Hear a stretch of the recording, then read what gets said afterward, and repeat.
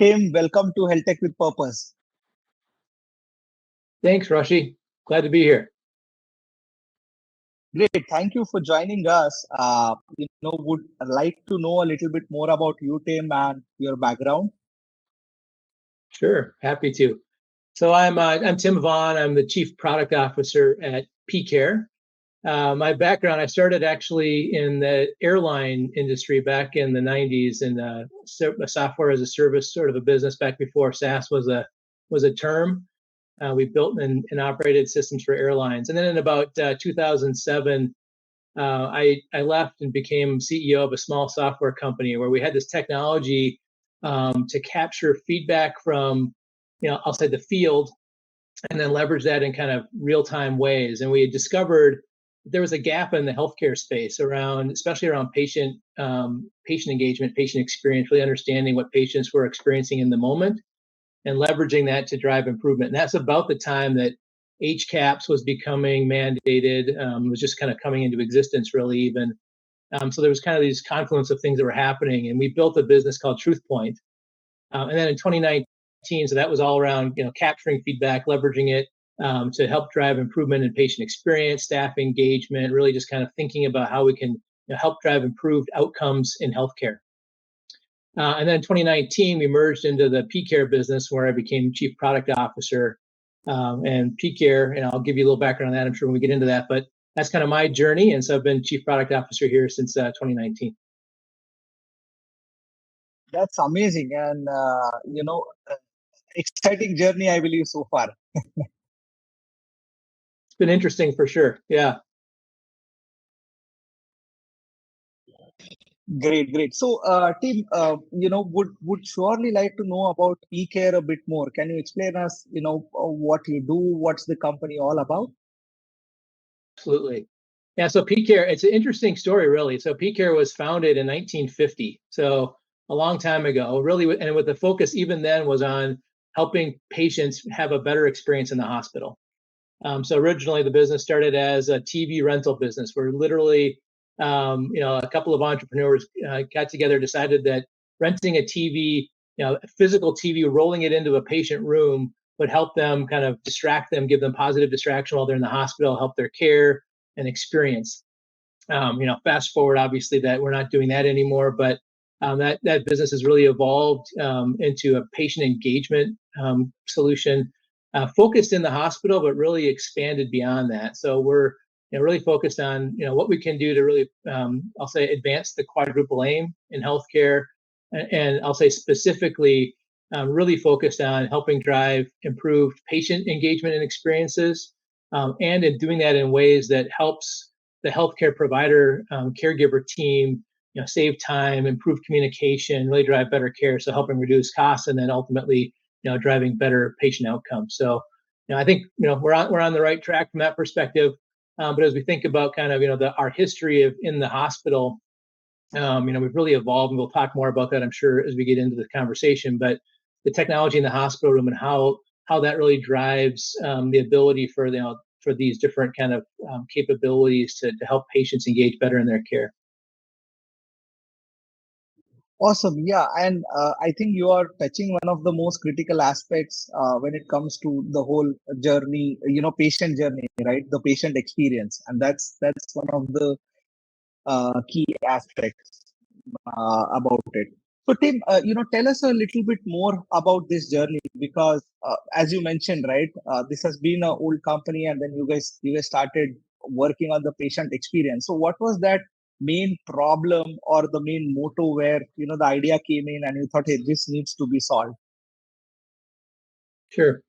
Yeah, and so I'd say I'll go back just a few years. I won't go back to the beginning in 1950, but really, how do the healthcare has obviously evolved significantly, right, over the past 70 plus years, and really focusing on helping patients engage in ways that make sense to them, that they prefer. Ultimately, so the TV in the patient room was kind of where we started, and certainly is still a core part of the experience in the patient room, because ultimately, if you think about the TV, it's always there, it's ubiquitous, right? So using that to engage patients, to give them an interactive experience, to give them some control of their environment, and then we've expanded that really, so really engaging with the patient through the clinical process. So from a purely entertainment tool, right, to help distract the patient or engage them, in entertainment, really thinking about how can you leverage that technology in different ways to engage the patient in their clinical care, to help them improve their communication with their providers. And I can give you a lot of different examples of that, and I will here in just a moment. But and then really thinking about, the TV is certainly a core element of that experience, but there's other ways that we can engage patients as well. And so we've really expanded that, kind of thinking about the kind of digital room of the future and how we engage patients with multiple different types of screens and devices in the patient room. So, so in addition to having that TV, we've got in some cases, our clients will use our digital whiteboard, so the digital communication board, which can be always on, up on the wall next to the TV or some other location, to help inform the patient of everything that's going on with their care, help the care team when they come in to see what's happening with the patient. So at a quick glance, the care team has a better understanding of what the patient's needs are, where they're at in their care process, even how well they're engaging with their education content, so they can help the patient kind of advance and engage them in their care by having that communication information. We have what we call a Room Connect device, which is out in the hallway, but another interactive device to help inform the care team of entry precautions, allergies, anything else really that's relevant about that patient that they might need to know before they enter the room.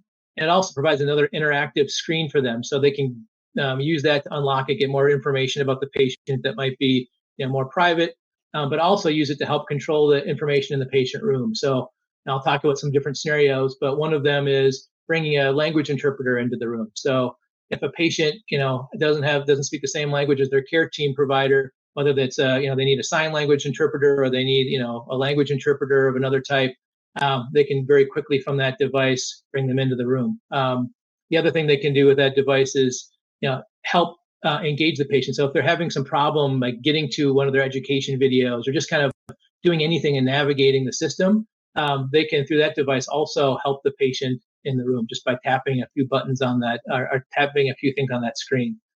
So that's a couple of different devices. We also have some partnerships where we have voice. So think of Alexa basically in the patient room. Not only that is that something that is a patient engagement tool, but it also helps clinicians. So they can walk in the room, if the TV's too loud, they can turn the volume down with their voice, not have to ask the patient to go find the pillow speaker, turn the volume down, right? All kinds of little things like that all add up to kind of a major kind of change in how you engage patients and how patients and clinicians can engage in the patient room.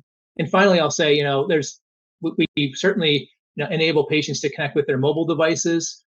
So if they prefer to bring their own mobile device in, they can pair that with their experience in the patient room, and then that can follow them home even. So additional aspects of that care that's happening in the hospital can go home with the patient through a simple pairing process to their personal mobile devices for themselves and their family members. I think we all know that, healthcare is not just for the patient. There's really a critical role for family caregivers or informal caregivers, and giving them the tools and information they need to help provide and care for that the patient when they make those transitions home, are really critical as well. And then, I'll say that I've said this once already, but the final piece I'll mention here is, one of the things we're really seeing now is really a driver of really kind of changed care in the hospital room specifically, is the ability to put, we have what we call Video Connect, an ability to add two-way video interactions like we're doing here today, through this session, for clinicians to come into the patient room, but also for family members to visit, so they can just with the TV and pillow speaker, they can initiate a call with a family member to their smartphone or tablet or computer, bring them into the patient room, and that's the device that we use when I mentioned bringing language services into the room as well. So we can bring those directly into the session. So we can have now virtual sessions. So not only for a patient who needs to have maybe some just social interaction with their family to help lift their spirits, to help improve their recovery. We can also bring family members into those clinical conversations who can't be in the room. So if a spouse is helping with with their spouse in the hospital, but they have to work, they can still be there virtually for around with the clinicians, or discharge instructions, that sort of thing, if they couldn't be there physically in the room.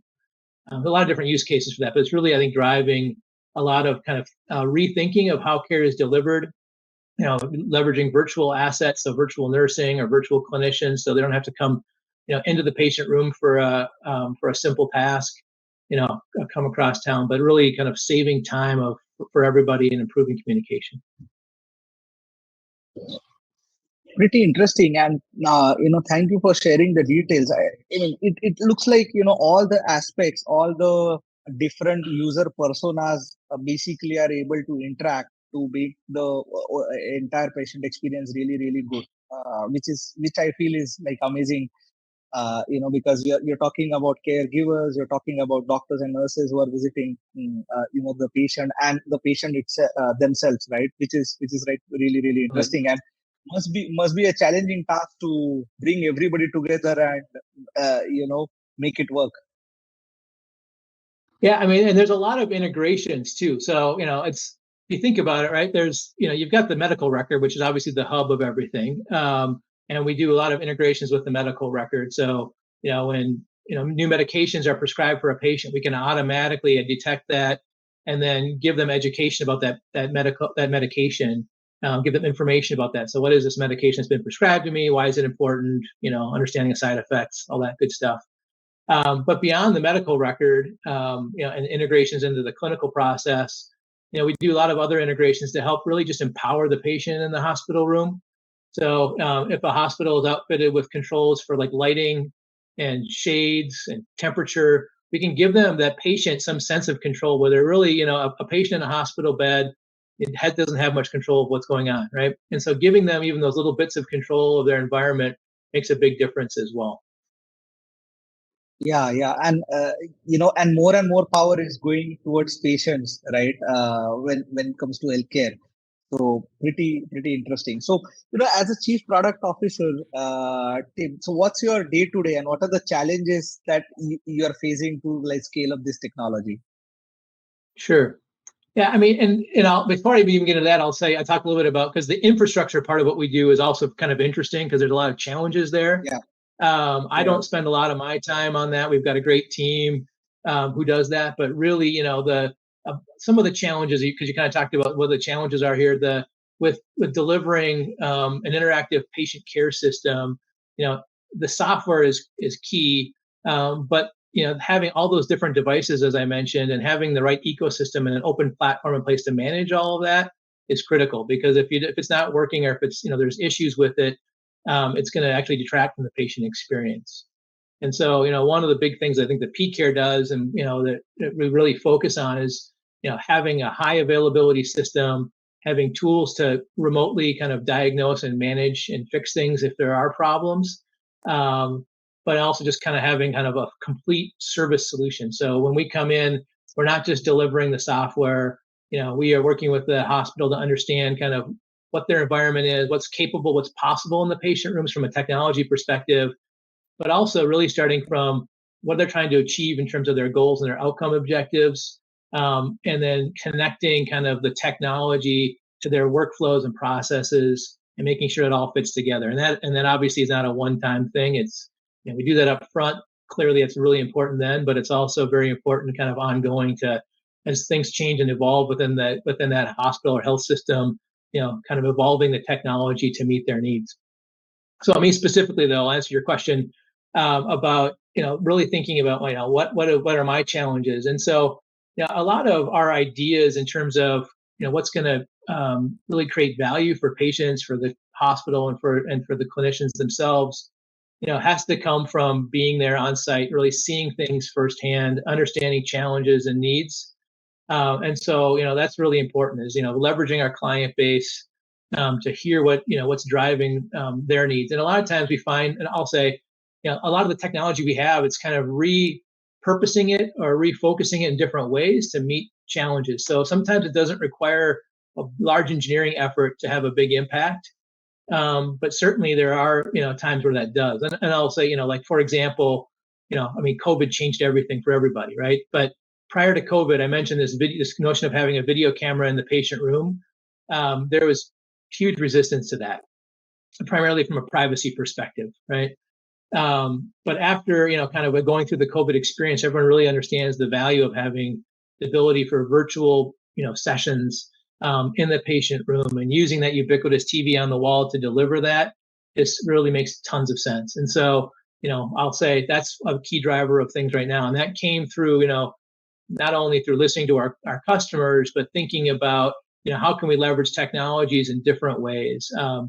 There's a lot of buzz right now around AI and AI in healthcare, right? And so, there's a lot of different things that we're exploring and looking at and talking to our clients about, because, ultimately, there's just so many different opportunities there, and thinking about what's real versus what the hype is, and making sure that we can bring solutions that make sense today, is really, I'll say, what, I spend a lot of my time on, is working in that front.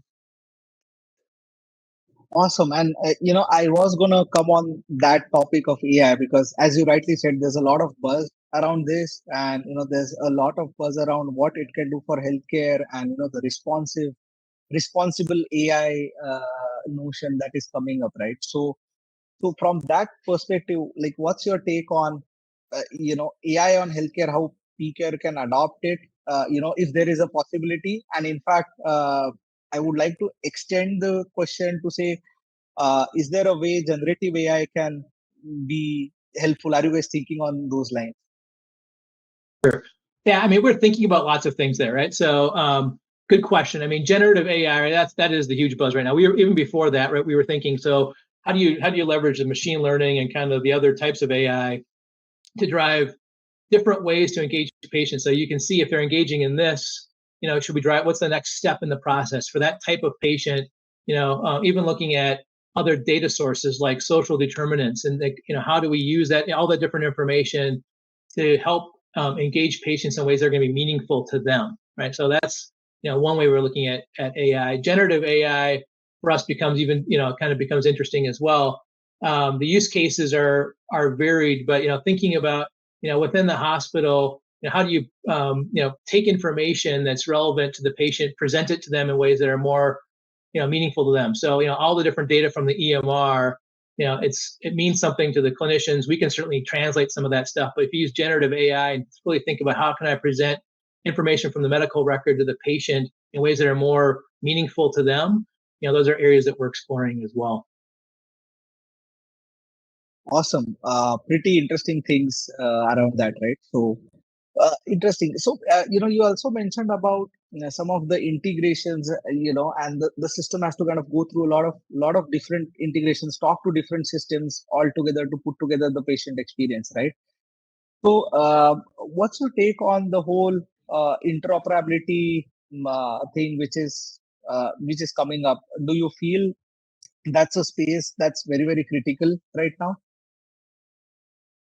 Yeah, definitely. And like I said, so 100%. Yeah, and and just even like Fire APIs and everything else, just to make it simpler and easier to consolidate or to integrate. And like I said too, for us though, it's really beyond even the medical and medical record kind of information, and integrating with all these other systems. So I mentioned some of the building controls, right? That's there's interoperability standards there as well. We typically you work with the BACnet standard when you get to interoperability on that space. Dietary systems, so that there's so we work with different dietary vendors. Again, talking about putting control in the patient's hands. So I can order food. A lot of hospitals are moving to this model, right, where I can order my meals when I want them. I can order specifically what I want, as opposed to it just being a tray of food delivered at a certain time of day. And so putting that all in the hands of the patient, through any of those devices I mentioned, the tablet, phone, TV, all kinds of different ways that they can do that. But there's a different APIs there. And then what we do is we wrap all of that kind of in our own open API layer as well. So what that does is it enables not only our apps to integrate to those different systems, but we can offer then to our clients, if they have other patient-facing apps that they want to enable some of these features in, they can do all of that through our open API set. So our clients don't have to then go build their own integrations to the dietary system and BACnet and other things. They can use our integration for that and enable patients to to control those different elements through our open API set as well. Yeah, that's interesting, and that then helps you to kind of rapidly scale up some of the applications because the APIs are open, right? So somebody who is interested to build an application on top of the platform can do so, right? Absolutely. Yeah. Yeah, and certainly, I mean, HL7 has been, standard, right? Whatever standard it is, right? There's always differences, but as you get more and more standards, I think it just helps everybody, not only level the playing field, but open up opportunities to accelerate, integrations and make things work more seamlessly. Certainly. Awesome, awesome. So, since we are talking about patient experience and how we can make it better, and how you are, playing an important part here, can you share any particular, probably, I would say, testimony of a patient where the technology has helped them to, you know, probably make them happy when they were in the hospital? Any such kind of use case or a story that would be really interesting. Sure. Yeah, I mean, I think there's a lot of them, but I'll relay one because it was super powerful, and it just goes to some of the simple things that can really drive a difference in care and experience for people. But during COVID, right, we had all these restrictions on visitors. So one of the things that we did, I mentioned, bringing Video Connect with two-way video, but even before that, we created a process just to be able to invite patients to invite family members to share photos with them, and then use the TV essentially as like a photo frame, right? Because they couldn't connect with people, right? So yeah, so we have these testimonials from people saying, and they're sad stories, some of them, I mean, but they're saying, but it made a big difference. Like I was able to share all of our wedding photos, everything with my spouse.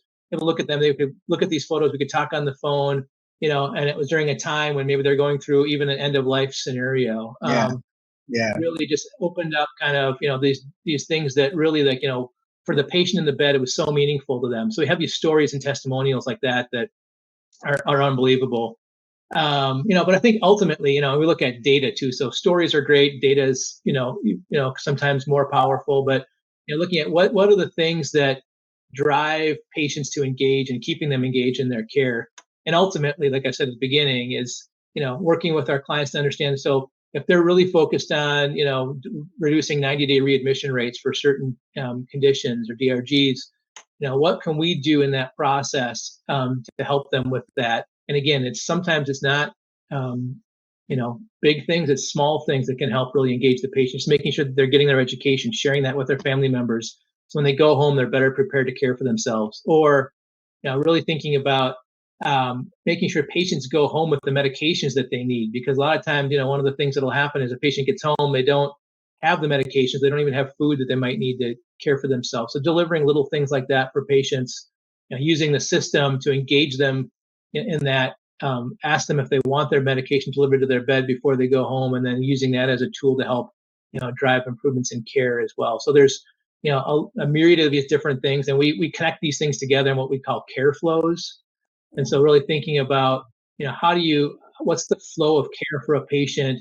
How do you engage them at what points, to create a kind of consistent, holistic experience for the patient. Amazing, amazing. And I think these are some of the stories and, overall things that you're creating, which kind of helps you sleep peacefully at night, Yeah. Awesome. There's another story I'll share too. So we had a client, and this goes back a few years. This was more on the truth point space, but where we, working with the Patient and Family Advisory Council. Yeah, and one of the things I think is really important, and this is, I think, just a poignant thing for anybody in healthcare to think about, but this particular, was a parent of a child in a pediatric facility, said, "Your every day is my once in a lifetime." Right. And so just reinforcing that with caregivers, so because, it does become regular, right? And it's hard to sometimes have empathy and whatever, but how do you, so what can we do to take those administrative burdens off the care team's plate so that they can really be present to patients at the bedside, care for them, have that empathy, really understand and reconnect to their purpose and mission. And so a lot of what we do from a clinical perspective really, I think, helps with that. Amazing, amazing. Yeah. So, I would like to know a little bit more about the class award that you recently got. Can you give us a little detail about that? Oh, Sure. Yeah. Yeah. So class research. So they're basically the JD Powers of healthcare, right? So what they do is they interview our clients, not us, but they interview the clients of all the different technology providers and service providers in the healthcare space, to healthcare provider organizations, and they basically get surveys and feedback from them, and they score every provider on a scale kind of 0 to 100, essentially. And so we are super, I'll say, proud of the fact that our clients think enough of our services and solution that for the 8th year in a row we've won the best in class award in the interactive patient care Wow, space. And so yeah, amazing. that's I mean, yeah, really big, really big kind of, I'll say, carrot in our cap. But I think it's a testament to just kind of going back to some of the things I mentioned earlier in terms of when you deliver technology, it has to be more than just the software. It has to really be the platform, and everything has to work together. And it's really about making sure that the patients and those frontline care teams, the systems are working to meet their needs. And so I think to me that's a testament to the fact that we're able to do that. Amazing, and congratulations for that. 8 years in a row is a big thing. It's a big thing, yeah. I mean, when we talk to class, they tell us it's a big deal. There are very, very few that have been able to do that. So, very excited about that, and it's something that I said, I think it's just it's a testimonial. It's not the goal of what we do, but it is certainly a measurement that we look at in terms of validating that what we're doing are the right things. Exactly, because since it's kind of a your users are kind of giving this feedback, so it's kind of a testimony in itself that whatever you are doing is probably perceived right, and helping your users, which is really nice. Absolutely, yeah. Awesome. Yeah, and they score across several different categories of kind of service and loyalty and other things. And so, it's kind of a broad-based value proposition. And we hear and through that process too, class is a great organization. They help us really understand kind of what they're hearing broadly. We certainly don't it's a private kind of conversation they have. So they they don't disclose to us anything that they hear directly from any of our clients, but they give us kind of broad perspectives of what's going on in the marketplace and help us from a product perspective to understand really what they perceive in terms of what's working well, and anything they'll get information that help us as well, just kind of looking at where the market's going, what their future needs might be as well. Great. Awesome. So, team, I would like to understand what's your plan to scale up, and what's next at pCare. Sure. Yeah, and I think I mentioned this. I mean, so from a scale perspective, I think we already serve hundreds of hospitals and health systems. We have a lot of great clients today. I think continuing to deliver to them. From a product perspective, we're looking at always continuing to kind of add more capabilities and value in terms of that engagement, and helping remove that administrative burden from clinicians. And so really we focused on building out that digital smart room and really continuing to add capabilities there. So again, anything we can do with technology that improves human to human communication, and then helps patients engage more in their care are things that we're going to continue to do. So adding new capabilities in the patient, we're always evaluating what else we can do to improve communication there, and then beyond the hospital. So we also really think about, we call those care flows, or how can we extend those care flows into the patient home, both on on a post-hospital basis, but for patients who either don't need hospitalization or have a procedure that's planned, helping them prepare for that procedure. So thinking about like an orthopedic example. So if you're doing a total knee replacement, there's a lot of things you need to know going in, and there's certainly the care teams provide a lot of information, but people want to consume information the way they want to consume it. So giving them options, whether they want to read it, watch videos about it, but helping them prepare. Like I need to have, in that example, I need to have my bed on the floor, on the main floor. I can't be going up and down stairs, right? So I need to maybe reorganize my house, eliminate clutter so I don't have issues with tripping and falling, which may create problems with my recovery.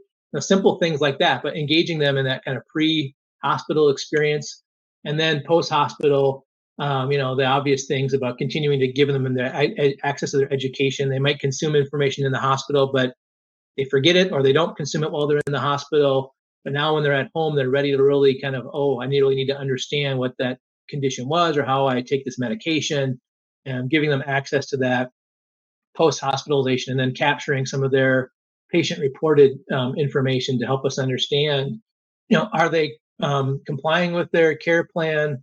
Are they struggling with something? Do they need some help?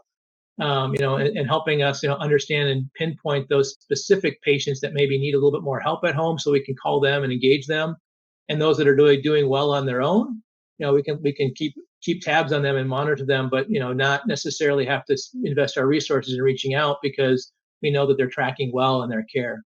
So thinking about kind of that whole kind of care experience, so taking the hospital experience, it's more intensive, making sure that that the right pieces of what we offer in the care flows are also available to patients when they're not in one of our facilities.